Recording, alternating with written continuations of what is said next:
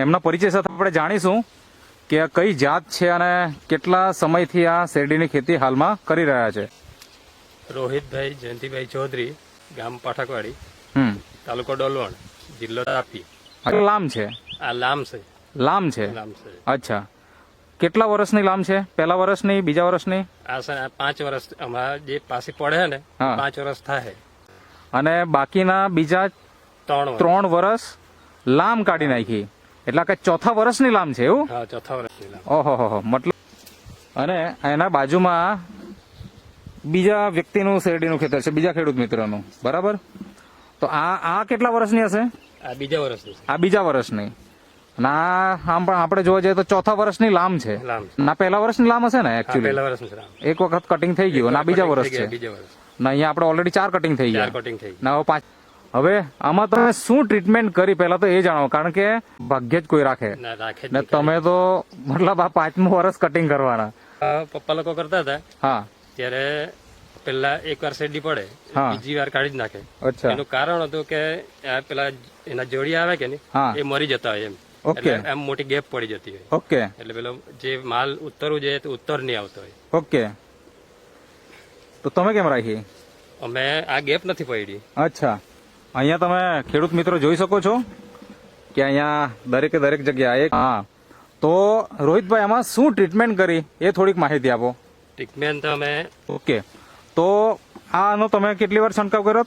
3 વાર. 3 વાર. હમ. ઓકે, આમ દર વર્ષે તમે 4 વખત 4 કરતા. વખત કરતા. તો આ જે 4 વર્ષ દરમિયાન દર વર્ષે ઉત્પાદન કેટલું આવ્યું એ થોડીક માહિતી આપો. બીજું, અત્યારે જે તમે કીધું કે 12 ગુંઠા છે, હા. બરાબર ને? હા. તો અત્યારે હાલમાં 12 ગુંઠામાં શેરડી છે કે પછી કેવું? ના. જો આ વસ્તુ નહીં વાપરતે તો 5મા વર્ષ સુધી આપણે શેરડી રાખી શકીએ એમ ખરું?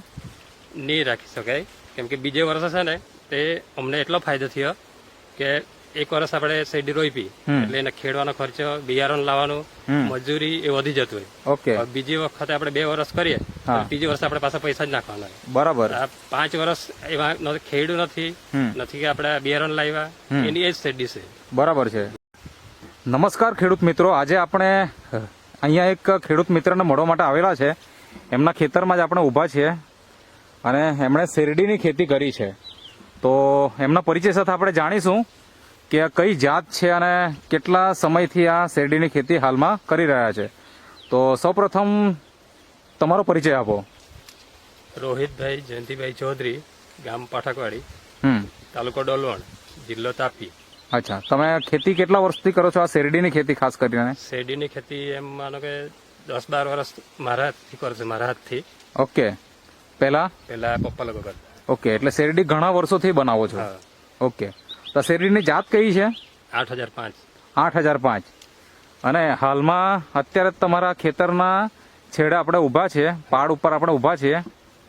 આ બીજાની ખેતી છે ને? હા. આ બીજાની શેરડી છે અને આ તમારી શેરડી છે. હા. હવે મને એ જણાવો કે આ શેરડી નવું રોપાણ છે કે લામ છે? આ લામ છે. લામ છે. લામ છે. અચ્છા, કેટલા વર્ષની લામ છે? પહેલા વર્ષની, બીજા વર્ષની? આ છે આ 5 વર્ષ અમારા જે પાછી પડે ને હા. 5 વર્ષ થાય. અચ્છા. 4 વાર પડી ગઈ છે. 4 વાર કટિંગ થઈ ચૂકી હમ. અને આ 5મી વખત કટિંગ થશે. હા. એટલે પહેલા વર્ષનું રોપાણ હા.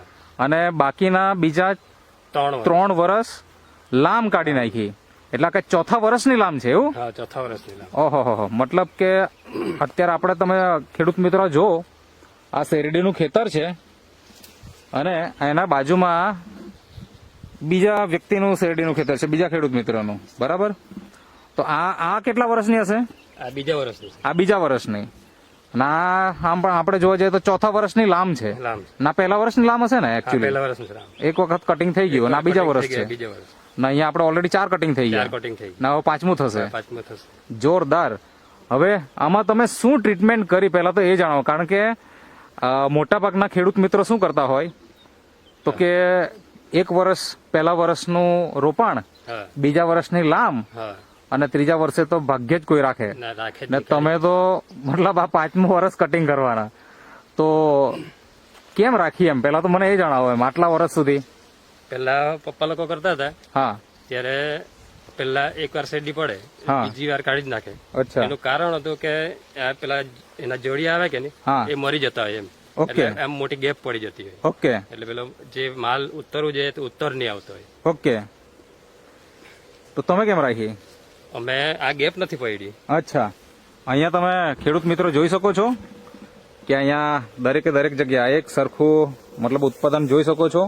આ લામ જેવી એકચ્યુઅલી લાગતી નથી, પણ જો તમને મનમાં પ્રશ્ન હોય તો આ ખેડૂત મિત્રનો તમે કોન્ટેક્ટ કરો અને રૂબરૂ ખેતરમાં મળવા માટે આવો અને સાથે આજુબાજુના ખેડૂત મિત્રને પણ બોલાવીને તમે કન્ફર્મેશન લઈ શકો કે ભાઈ આ ખરેખર 5 વર્ષની લામ છે.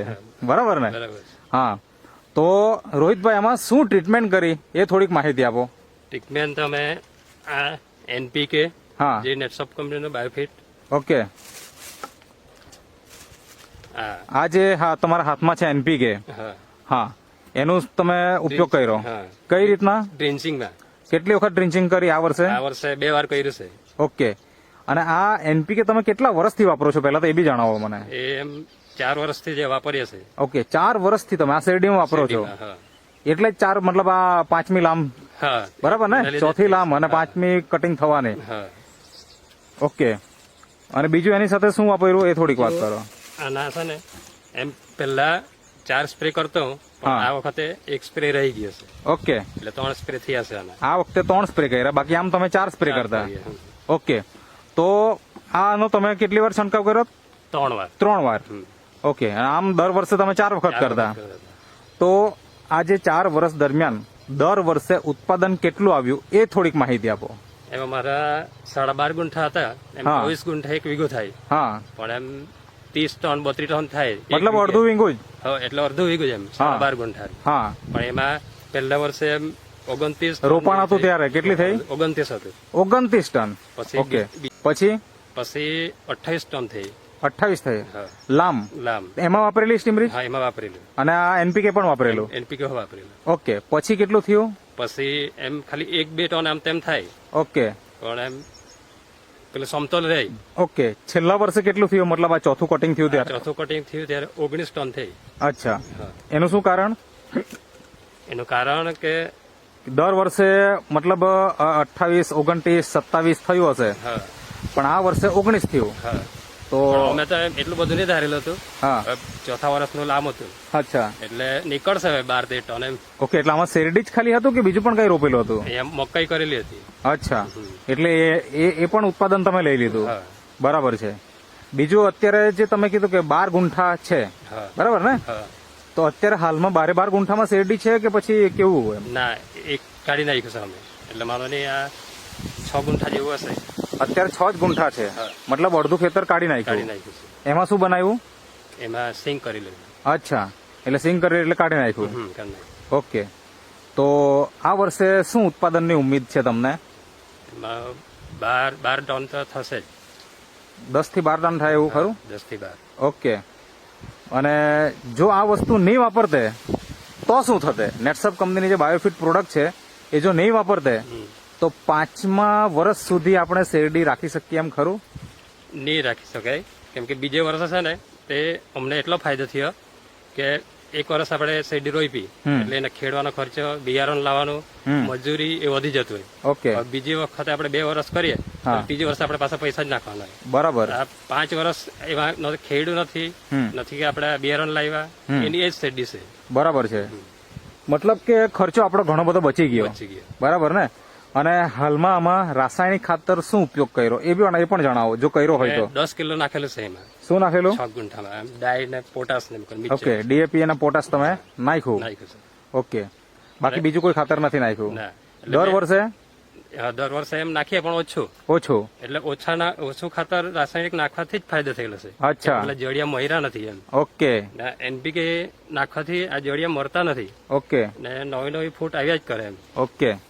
ને વજન બી જોરદાર રહે. ઓકે. બહુ જોરદાર રિઝલ્ટ. એક વિનંતી કરું કે શેરડીના ખેતરમાં જરાક અંદર જાઓ જેથી હાઈટ શું થઈ છે એ પણ આપણને ખબર પડે. થોડુંક હજી અંદર જાઓ. મતલબ આ બહારની શેરડી છે, અંદર જાઓ તો આ રીતના તમને જોવાની મળે કે મતલબ હાથ ઉપર દેખાય, શરીર દેખાતું નથી. બરાબર ને? મતલબ કે 6 ફૂટથી વધારે હાઈટ ઓલરેડી થઈ ચૂકી છે. અને તમે જ આ બીજા ખેતરમાં પણ આવો, જેથી ખ્યાલ આવે કે અહીંયા શેરડી કેટલી છે. કારણ કે હા, થોડુંક અંદર જાઓ, કોઈ વાંધો નહીં. ઓકે, મતલબ આ તમે બાજુમાંની ખેતરની શેરડી જોઈ શકો છો, જે બીજા વર્ષનું લામ છે અને અહીંયા 5મા વર્ષનું છે. તો આ ખેતર અને આ ખેતરમાં કેટલો તફાવત છે એ આપણે જોઈ શકીએ છીએ પ્રત્યક્ષ આપણે નજરથી. બરાબર? તો આ બાયોફિટ વાપરવાનો કમાલ છે. રેગ્યુલર વાપરશે તો આપણને સારામાં સારું ઉત્પાદન મળશે. તો તમે જે ઇન્ટરવ્યુ આપ્યો તે બદલ તમારો ખૂબ ખૂબ આભાર. Thank you.